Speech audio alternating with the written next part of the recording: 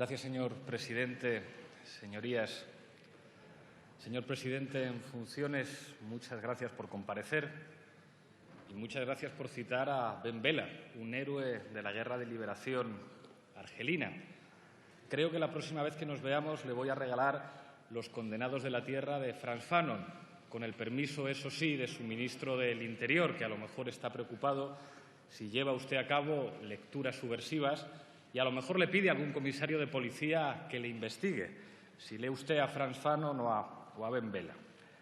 El problema es que estará usted de acuerdo conmigo, señor presidente en funciones, en que después del acuerdo al que han llegado ustedes en Europa, citar a Ben Bella en sede parlamentaria quizá pues no sea lo más adecuado, por no decirle a usted que quizá tenga usted algo de caradura, citando a Ben Bella después del acuerdo al que han llegado. Yo no voy a citar a Ben Bella ni a Frantz Fanon hoy, bien que me gustaría.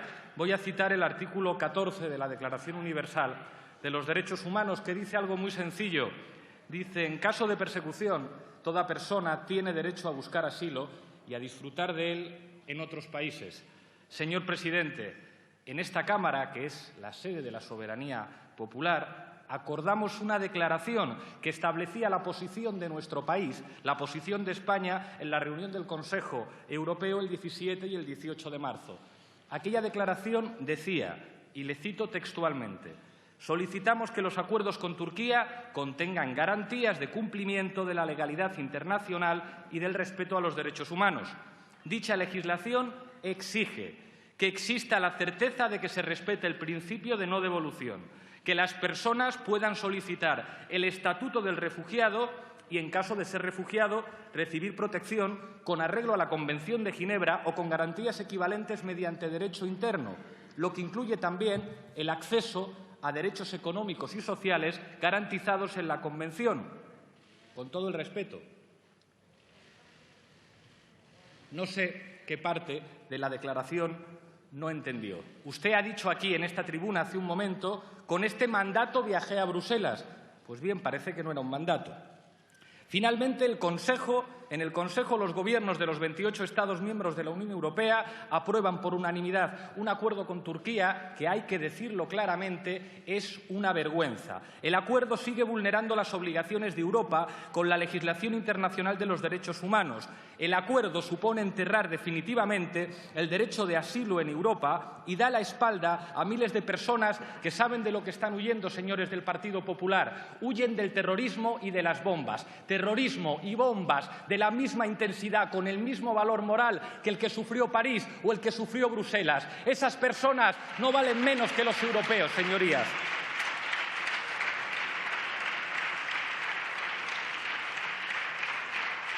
Se ha tratado de vender este acuerdo como un conjunto de medidas temporales y extraordinarias para preservar el orden público.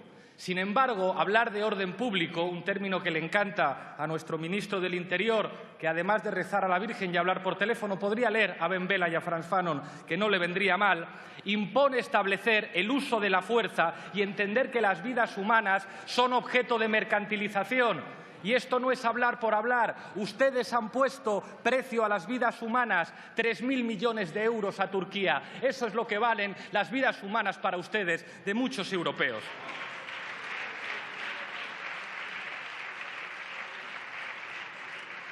El Gobierno de España en funciones ha desatendido el mandato que era extremadamente claro que dio este Parlamento. Señor Rajoy, usted ha faltado el respeto a la soberanía, a nuestro pueblo, votando a favor de un acuerdo que contraviene claramente lo decidido por esta Cámara. Este acuerdo no incluye las garantías mínimas exigidas en la declaración institucional que aprobó por unanimidad la Comisión Mixta para la Unión Europea en sede parlamentaria aquí el 16 de marzo. Se las voy a recordar por si las ha olvidado usted. Este Parlamento acordó oponerse de manera clara a cualquier acuerdo con Turquía que permitiera expulsiones colectivas. Estas expulsiones están prohibidas por la Carta de Derechos Fundamentales de la Unión Europea y por el Protocolo 4 del Convenio Europeo de Derechos Humanos. Esta Cámara, señor Rajoy, exigió que se garantizara el estudio caso por caso de cada persona refugiada querría que nos explicara, y esto es una pregunta para que añada usted a las anotaciones que está haciendo, cómo se va a estudiar el caso de cada persona refugiada de manera individualizada en apenas 2 o 3 días, como plantea el acuerdo, con garantías suficientes. Señor Rajoy, ¿cómo va a cumplir este procedimiento con la Directiva Europea y con la legislación internacional de derechos humanos? Me pregunto cómo es posible cumplir con el derecho a abogado y a intérprete, con el derecho a recurrir la decisión del Estado con efectos suspensivos, con el derecho a acceder a organizaciones de derechos humanos que sean agencias especializadas y que no sean los agentes migratorios los que tomen la decisión definitiva sobre el caso de cada persona. ¿Cómo es posible esto en 2 o 3 días, señor Rajoy, como han acordado ustedes en Bruselas?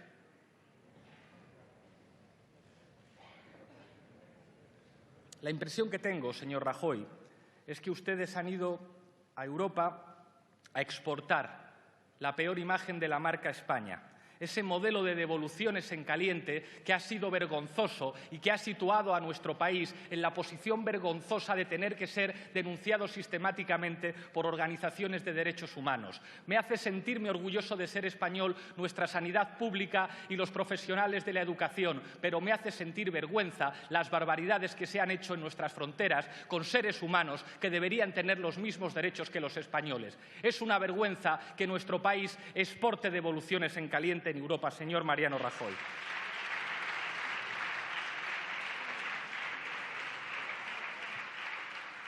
Le recuerdo, señor presidente en funciones, que la declaración que establecía la posición de España decía que en las actuales circunstancias Turquía, y esto hay que decirlo muy claro, no es un país seguro. Turquía no es un país seguro. La declaración exigía que Turquía reformara su legislación para respetar la ley internacional y la legislación internacional en materia de derechos humanos y de derecho de asilo.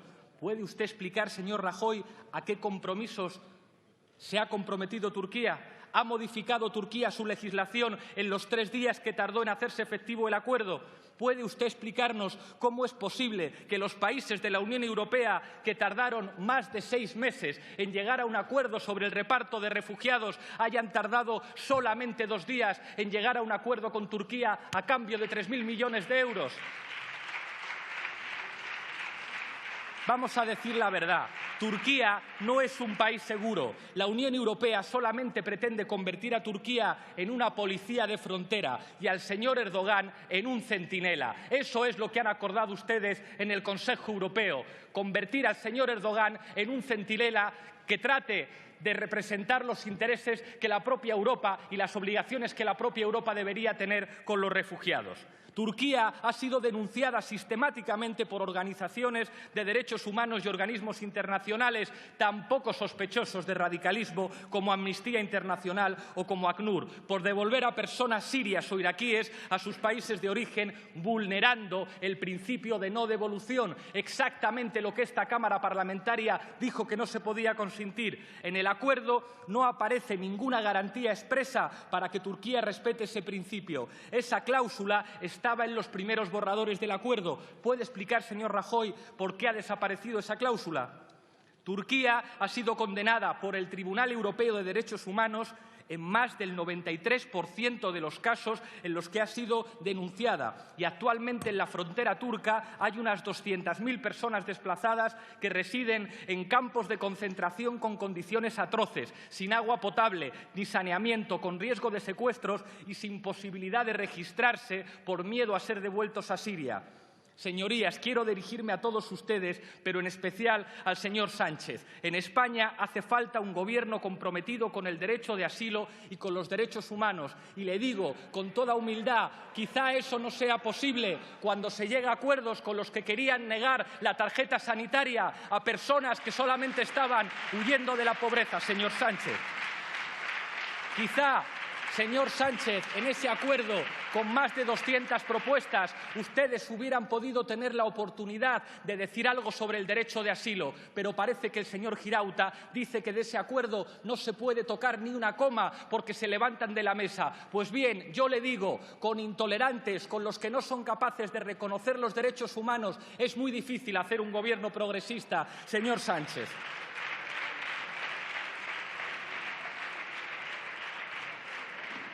Es urgente abrir vías legales y seguras de entrada a nuestro país y a la Unión Europea. Es urgente establecer la posibilidad de solicitar el asilo en embajadas y consulados de terceros países. Todos vimos, y no se ría, señor Floriano, la imagen de un niño ahogado en la playa. La imagen de ese niño es consecuencia de la política europea que no permitía a su familia solicitar el derecho de asilo en embajadas o en consulados de la Unión Europea por culpa del protocolo Dublín III. Hace falta que nuestro país deje de llorar lágrimas de cocodrilo y exija en la Unión Europea que se respeten los derechos humanos y que se respete la legislación internacional en materia de derecho de asilo.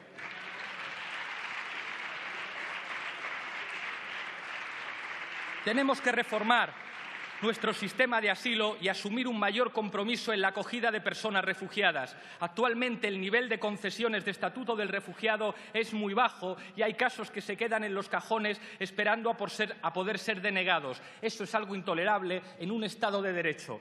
Es imprescindible mejorar los programas de acogida y garantizar que todas las personas refugiadas tengan todos los derechos. Y todos es todos, señor Rivera. La sanidad, la educación, una vivienda digna y adecuada. Permítanme terminar con una reflexión del Roto.